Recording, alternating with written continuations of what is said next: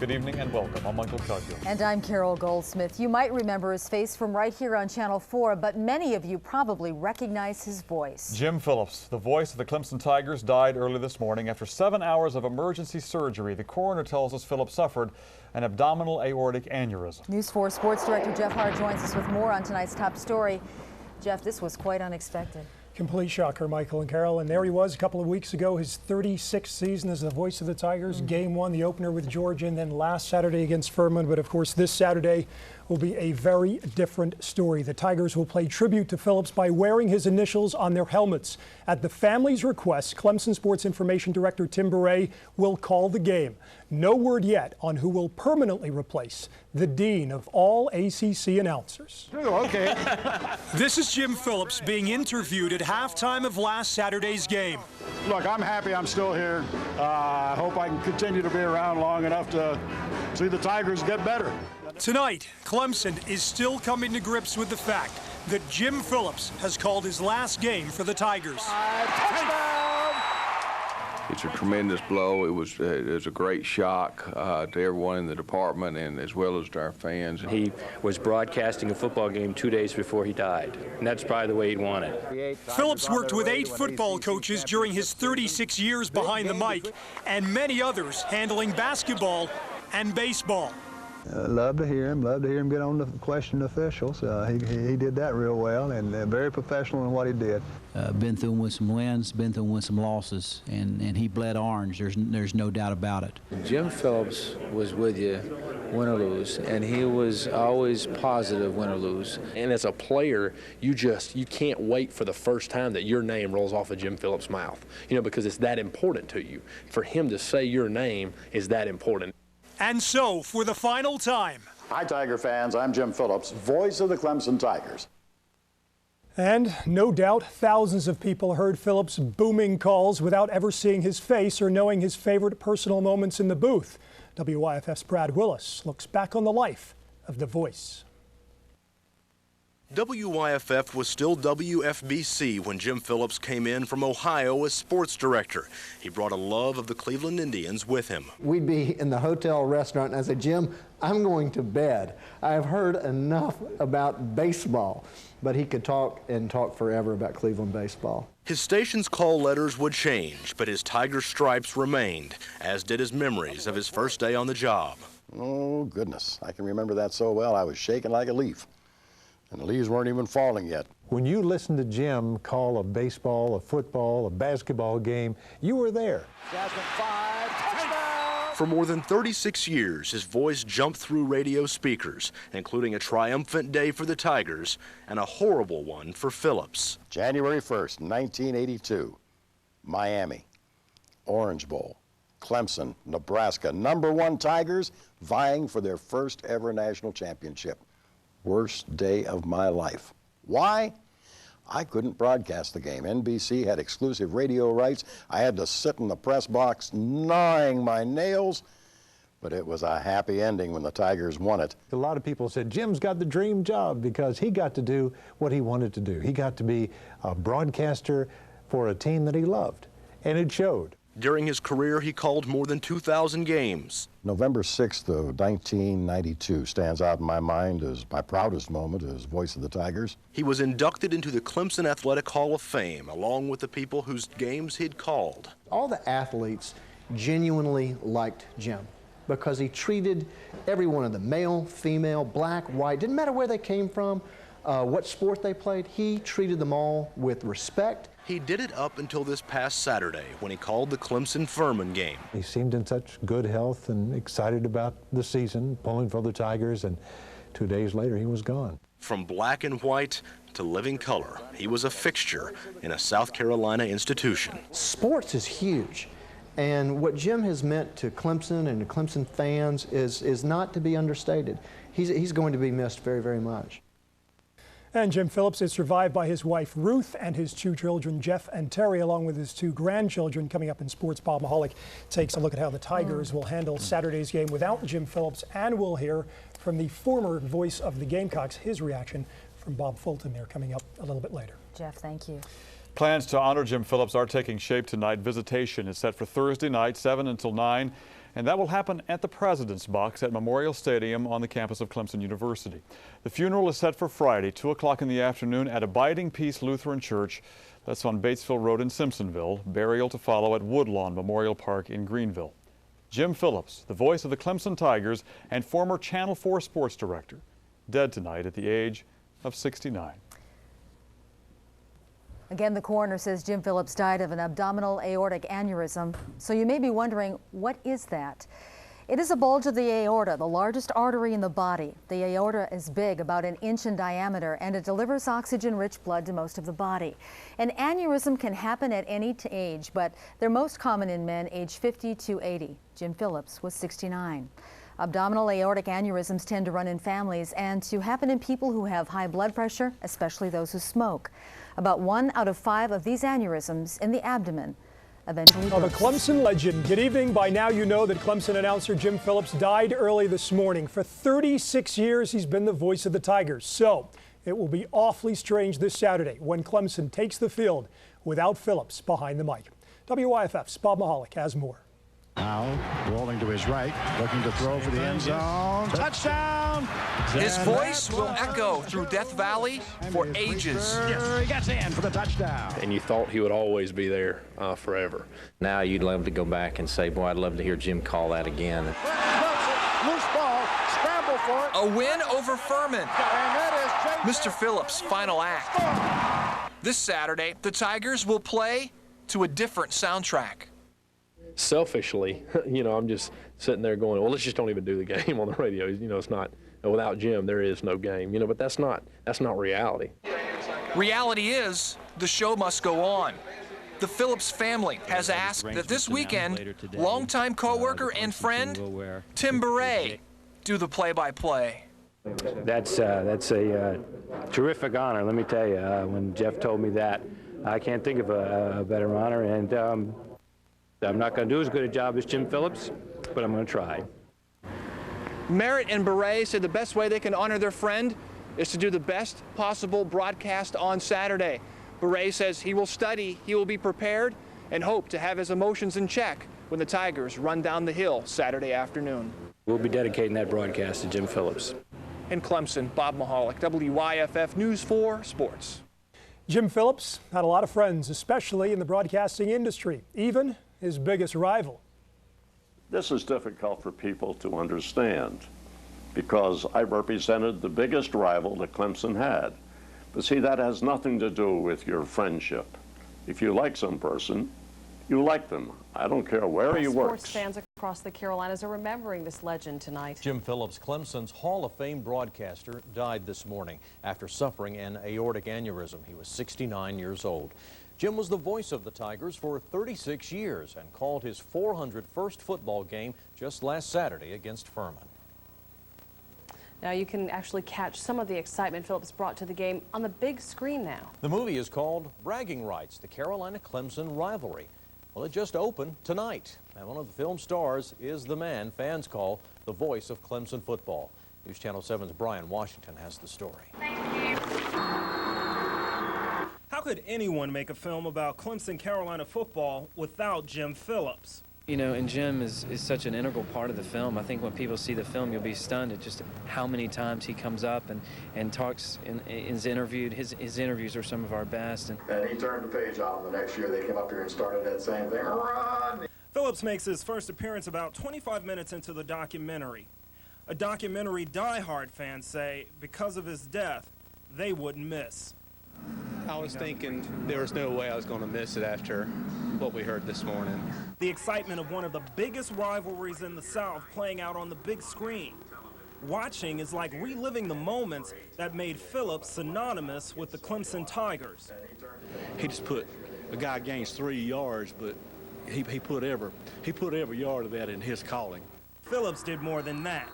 Fans say he put his soul into the game and would get so excited he would stop announcing.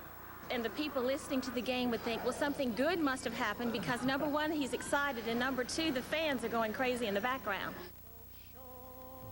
When Phillips appeared on the screen tonight, you could hear people in the audience start to applaud. Bragging Rights is the first ever feature film about the Clemson-Carolina rivalry, one of the oldest in college football. Well, you can pay your condolences to Jim Phillips' family Thursday at 7 p.m. in the President's Box at Memorial Stadium. The funeral will be held Friday at 2 p.m. at Abiding Peace Lutheran Church in Simpsonville. Jim died after an abdominal aortic aneurysm, and many of you may be wondering what that is. Well, doctors tell us it is the ballooning of the main artery that supplies blood to the abdomen and legs. It can rupture with little or no warning. Once that happens, you have a 50 to 75% chance of survival. That's why upstate hospitals have invested hundreds of thousands of dollars into high-tech and high-speed imaging equipment to detect these aneurysms. Doctors use this device that's called a stent graft to actually repair the artery. Phillips reportedly experienced lower back pain that sent him on to the hospital today. We've seen other aneurysm cases recently too. A Spartanburg public safety officer who suddenly died after a brain aneurysm. He reportedly had a bad headache for 2 days. And the high-profile death of embedded television reporter David Bloom, who had a blood clot in his leg and experienced pain at least a day prior to his death. And we'd be sitting there and laughing, and people would come up and say, "How come you two guys are friends?" I said, "Very easy. I like this guy. He's been a long-time friend of mine." Jim Phillips had a diversity of friends and a wide range of abilities. As an announcer, he was remembered today for his love of people and his job.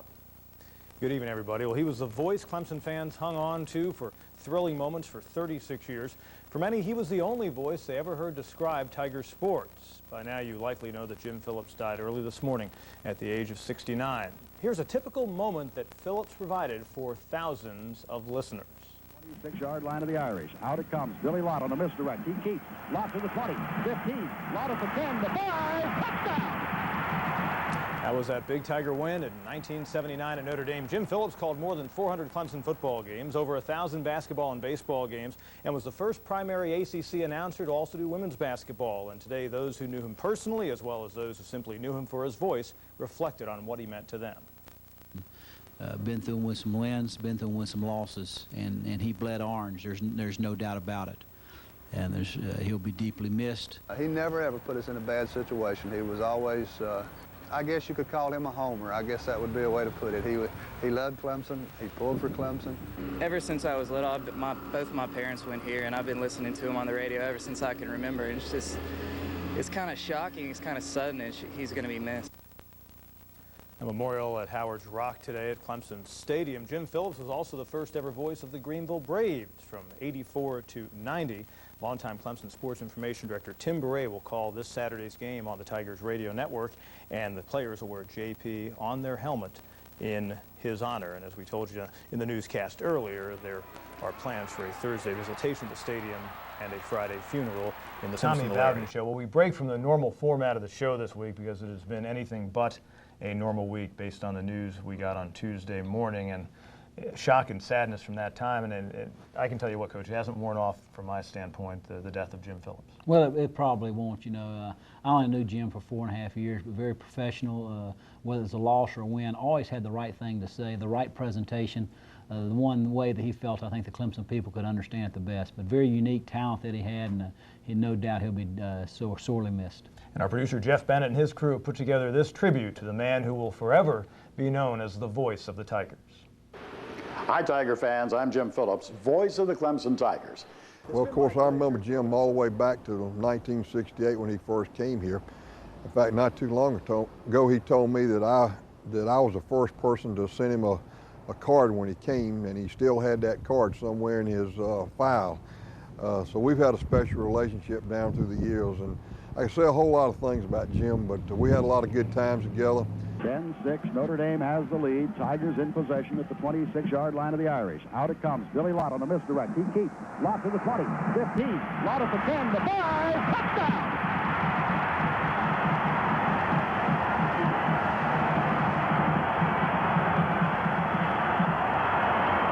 Well, there's a lot of orange in South Bend, Indiana, and right now it's all on its feet.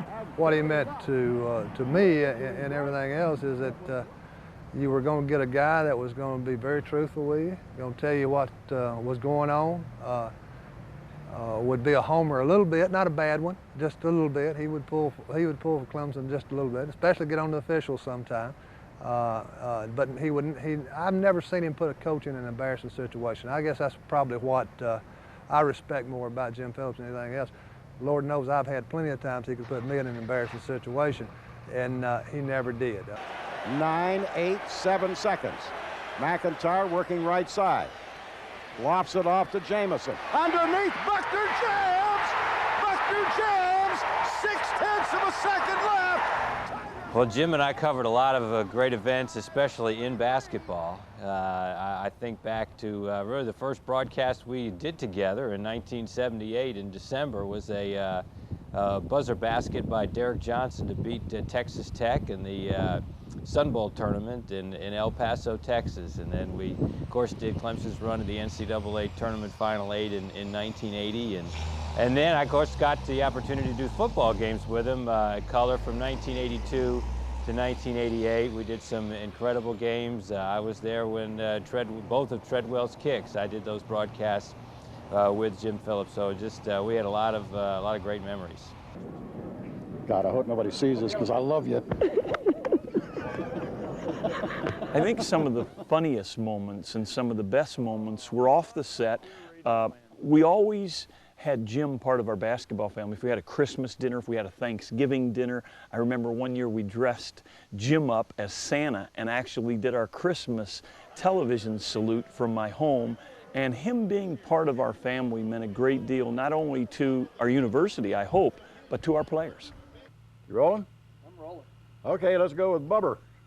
Okay. Otherwise known as Bubba. Little 3, 2, and 1. Well, initially, Jim was one of those guys that just made you feel very comfortable about coming to the Clemson family, and I'll never forget that when I first came here. And I can remember my first interview as the head coach before the first game, and you know, you're a little nervous, you're wondering how things are going to go, and he made you feel very much at ease. During the course of the years that I've been coaching, anytime we had some tough moments or tough games in a row, he would always put a positive spin on it. He's one of those people that was with you win or lose. He was a Clemson fan, and always had you knew he always had the backing of Jim Phillips. Woody rolling left, looking to throw deep down the middle. Gardner's there, and it is caught inside the 10. He was a professional, you know, just a lot of history. A guy that painted a vivid picture of Clemson football. He had an art to it, and you know, we actually lost our soundtrack when we lost Jim Phillips, and he'll always deeply be remembered, part of our Clemson family and in history, and just a beloved guy. Oh, well, you know, look, I'm happy I'm still here. I hope I can continue to be around long enough to see the Tigers get better. And they're starting to look like maybe they're getting better. Now tell me, when you first came down here in the late 60s, did you think that you would be doing this for this long here at Clemson University? Well, I won't say that I didn't think that I would, but really it never entered my mind. It just began to multiply year after year after year. And I'm just very happy that I made the move to get here. You know, that's what I remember in my mind. Probably more than anything he ever said was every time he signed off was just, you know, Jim Phillips, so long, everybody. And that's pretty special. But I don't feel, you know, you ask how it's going to be different in the booth. I don't know how broadcasts are going to end right now because nobody else can say so long, everybody.